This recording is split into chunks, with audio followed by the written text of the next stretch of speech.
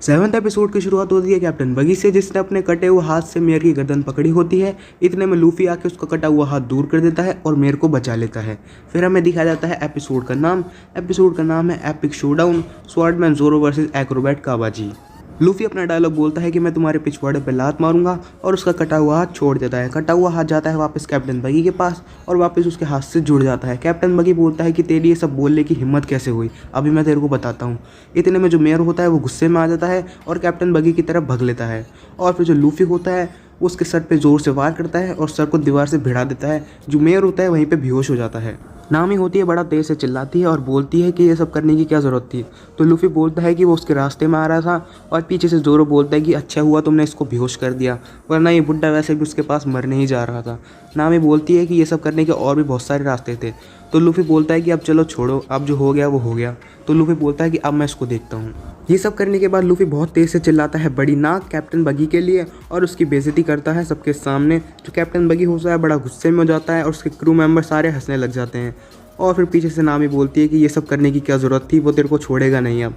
Captain बगी होता है वो अपनी बगी स्पेशल तैयार करता है और फिर लूफी बोलता है कि तुम चलो इधर से निकल जाओ, मैं इसको देखता हूँ। और फिर लूफी कैप्टन बगी से चिल्ला के बोलता है कि ये सब चीज़ें मेरे पे काम नहीं करती।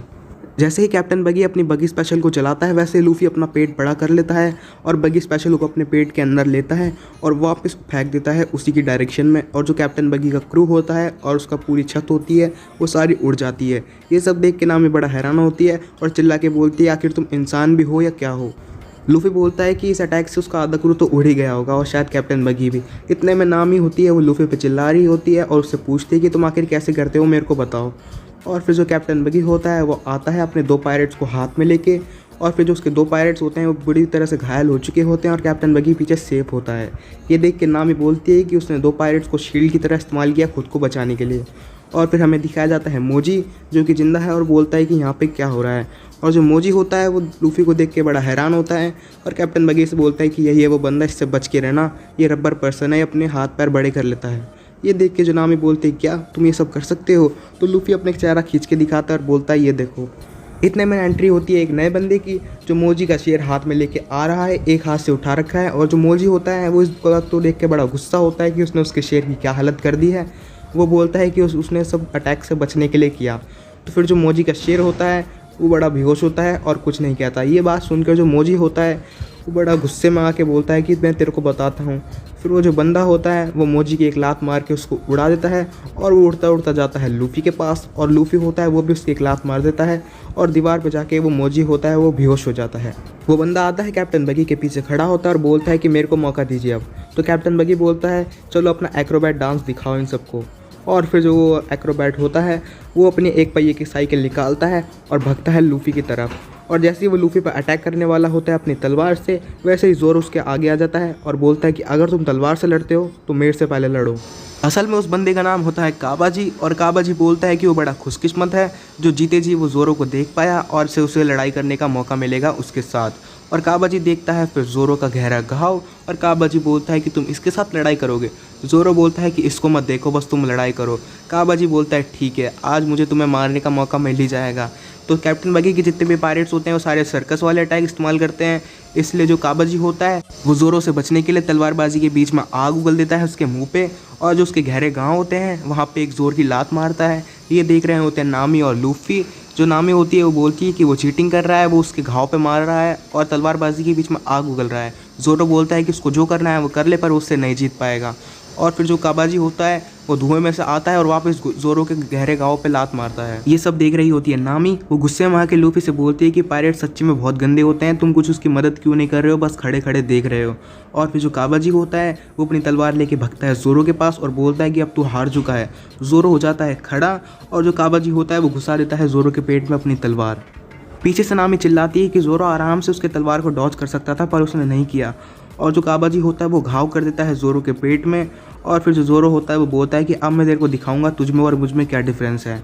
और फिर जो नामी होती है वो देख रही होती है और जो लूफी होता है वो बोलता है कि ज़ोरो तू बहुत कूल लग रहा है, ऐसे ही करता रहे।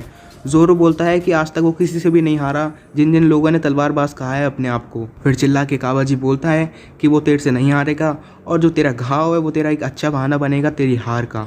ज़ोरो काबाजी से बोलता है कि अगर वो तेरे जैसे इंसान से हार गया, वो भी ऐसी छोटी मोटी खरोचों के साथ, तो उसका नाम बाउंटी हंटर ज़ोरो नहीं। और अब पकड़ता है एक मुंह में तलवार और हाथ में रखता है 2 तलवार अपने 3 स्टाइल को इस्तेमाल करने के लिए। जो नामी होती है वो लूफी से बोलती है कि मुझे पायरेट्स की लड़ाई में कोई इंटरेस्ट नहीं है, मैं जा रही हूँ कैप्टन बगी का बहुत सारा खजाना लूटने के लिए। और फिर जो लूफी होता है वो बोलता है नामी को जल्दी से लूट के आना, और फिर उसको करता है बाय। फिर दिखाया जाता है काबाजी को, जो कि अपना स्पेशल अटैक इस्तेमाल कर रहा है टॉप्स वाला। और फिर हमें दिखाया जाता है नामी, जो पहुंच चुकी है कैप्टन बगी की शिप पे। फिर दिखाया जाता है ज़ोरो को, जो कि अपने तलवार से जितने भी उसके सारे टॉप्स हैं उसको काट रहा है। और फिर जो काबाजी होता है वो अपनी तलवार की मदद से बहुत हवा में ऊपर उछलता है और तलवार से ज़ोरो पे वार करने ही वाला होता है। जो पीछे से कैप्टन बगी का कटा हुआ हाथ होता है ज़ोरो को पकड़ने के लिए आ रहा होता है। ज़ोरो इस बात से बहुत गुस्सा होता है कि वो अनफेयर लड़ाई कर रहे हैं। कैप्टन बगी के कटे हुए हाथ पे लूफी रख देता है पैर और बहुत ही डरावनी स्माइल लेके बोलता है कि दूर रहना ज़ोरो से उसकी फाइट के बीच में। फिर दिखाया जाता है कैप्टन बगी की शिप का सीन, जहाँ पे नामी पहुँच चुकी है और कैप्टन बगी का सारा खजाना है, नामी उसको ढूंढ चुकी है बड़े आराम से। और फिर दिखाया जाता है कि नामी पकड़ी जा चुकी है और पीछे से एक पायरेट उस पर तलवार रख देता है। फिर नामी होती है वो पीछे घूम के देखती है कि ये तो बस एक शराबी पायरेट है जिससे खड़ा भी हुआ नहीं जाना, और उसको डंडे से करती है डाउन। फिर उसको खजाने के बक्से में से मिलता है ग्रैंड लाइन का चार्ट और उसको चार्ट को अपने पास रख लेती है नामी।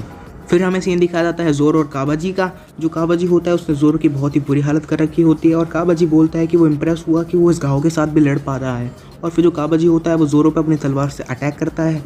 इतने में जो ज़ोरो होता है अपना स्पेशल अटैक करता है जिसका नाम है ओनीगिरी। ज़ोरो का जो अटैक है ओनीगिरी नाम का, ये बहुत ही ताकतवर है। जैसे ही ज़ोरो अपना अटैक करता है ओनीगिरी, वैसे ही जो काबाजी का सीना होता है वो बिल्कुल अजीब तरीके से कट जाता है और काबाजी वहीं पे मर जाता है। काबाजी को हराने के बाद जो ज़ोरो होता है वो वहीं पे सो जाता है और लूफ़ी से बोलता है कि बिल्कुल आवाज़ नहीं आनी चाहिए, अब उसको थोड़ी देर आराम करने दिया जाए। जो लूफ़ी होता है वो बोलता है कि ठीक है तुम थोड़ी देर सो लो जब तक मैं इनको देखता हूँ। फिर हमें नामी का सीन दिखाया जाता है, जो बोलती है कि उसने खजाना लूट तो लिया है पर उसे जल्दी से आइलैंड छोड़ कर जाना पड़ेगा इस खजाने को लेके। फिर हमें दिखाया जाता है जो कैप्टन बगी है वो लूफ़ी के सामने खड़ा होता है। कैप्टन बगी बोलता है कि वो लूफ़ी को ख़त्म करने के बाद जाएगा ग्रैंड लाइन, और फिर लूफ़ी बोलता है कि वो भी वहीं जाना चाहता है। और फिर बोलता है क्यों जाना चाहता है, तो फिर लूफ़ी बोलता है कि उसको पायरेट्स का राजा बनना है। ये सब बातें सुनने के बाद जो कैप्टन बगी बोलता है कि तेरी ये बातें और ये तेरी टोपी मेरे को दिला रही हो उस लाल बाल वाले आदमी की याद। और फिर जो लूफ़ी बोलता है कि लाल बाल वाला आदमी तुम जानते हो उसको। और फिर जो कैप्टन बगी बोलता है कि मैं जानता भी हूँ और नहीं भी जानता। और कैप्टन बगी बोलता है कि पर अब ये जानने के लिए अब तू नहीं बचेगा। और कैप्टन बगी अपने पकड़ता है हाथ में बहुत सारे चाकू और अपना हाथ अलग करता है और अपने हाथ की चक्री बना के लूफ़ी की तरफ फेंक देता है। जो लूफ़ी होता है वो अपना हाथ बड़ा करके उसके अटैक को डॉज कर देता है। और फिर लूफ़ी अपनी गम पिस्टल से जैसे ही कैप्टन बगी पर अटैक करता है वैसे ही अब कैप्टन बगी अपनी गर्दन को अलग कर लेता है और लूफ़ी जाता है कचरे के ढेर में और वहाँ पे उल्टा गिर जाता है। लूफ़ी खड़ा होने के बाद बोलता है कि तुम कब तक अपने शरीर को अलग अलग करते रहोगे मेरे से बचने के लिए। और फिर जो कैप्टन बोलता है कि तूने भी शायद डेविल फ्रूट की ताकत को इस्तेमाल करना अच्छे से सीख लिया है। जो कैप्टन का हाथ होता है चाकू वाला हो जाता है लूफ़ी की तरफ, पर लूफ़ी उससे बच लेता है। और लूफ़ी से बचते टाइम गलती हो जाती है और जो उसकी टोपी होती है उसमें एक स्क्रैच आ जाता है। लूफ़ी इस बात से बहुत गुस्सा होता है और बोलता है कि कमीने अब तेरे को मैं छोड़ूंगा नहीं। असल में जो लूफ़ी की टोपी होती है वो हल्की सी कट जाती है और लूफ़ी जाता है गुस्से में उसकी तरफ और बोलता है कि तेरे को अब इसकी चुकाना पड़ेगा। फिर लूफ़ी को याद आता है कि कैसे शैंक्स ने उसको टोपी दी थी और उसने कसम खाई थी कि वो दुनिया का नंबर 1 पायरेट बनेगा, पायरेट का राजा बनेगा। और फिर उससे बोलता है कि इस टोपी के पीछे इसकी पूरी एक हिस्ट्री है। जो कैप्टन बगी होता है वो लूफ़ी की बिना बात सुने लूफ़ी पे अटैक कर देता है और जो कैप्टन बगी का कटा हुआ हाथ होता है चाकू वाला वो घुसता है डायरेक्ट लूफ़ी की टोपी में और लूफ़ी की टोपी में हो जाते हैं 3 छेद। और जो लूफ़ी होता है जब उसको याद आता है कि शैंक्स ने उसको टोपी दी थी और शैंक्स की जो यादें होती हैं वो लूफ़ी के दिमाग में छा जाती हैं। वो याद करता है कि शैंक्स ने कैसे उसको बचाया था और उस पर भरोसा करके उसको टोपी दी थी और बोला था कि इस टोपी को कुछ भी नहीं होना चाहिए, ये मेरे लिए बहुत कीमती है। टोपी मिलने के बाद जो कैप्टन बगी होता है वो लूफ़ी से बोलता है क्या यह है तेरा खजाना एकदम घिसा पिटा। और फिर जो कैप्टन बगी बोलता है कि मेरे को ये दिलाता है किसी एक बंदे की याद। और फिर जो चिल्ला के बोलता है कि तुम जानती भी नहीं हो ये शैंक्स की टोपी है उस महान इंसान की। और फिर जो बोलता है कि मेरे को लगा ही था ये शैंक्स की टोपी है। और फिर उस पर गुस्से में आके उसको नीचे पटक देता है और लूफ़ी बोलता है क्या तुम शैंक्स को जानते हो। और जो कैप्टन बगी बोलता है कि हाँ मैं जानता हूँ, मैंने उसके साथ ट्रेनिंग ली है और मैं और वो एक साथ ही पहले काम करते थे। ये कहने के बाद जो कैप्टन बगी होता है वो लूफ़ी की टोपी को कुचल देता है और फिर लूफ़ी होता है भगते हुए उसके पास जाता है और बोलता है कि शैंक्स एक महान आदमी था। उससे बचने के लिए जो कैप्टन बगी होता है अपनी गर्दन अलग ही कर रहा होता है। इतने में जो लूफ़ी होता है वो उसके अटैक कर देता है और कैप्टन बगी बच नहीं पाता और वहीं पे गिर जाता है। उसको गिराने के बाद जो लूफ़ी होता है वो बिल्कुल उस पर चढ़ जाता है और बोलता है कि शैंक्स से अभी माफ़ी मांग और बता कहाँ पे है शैंक्स।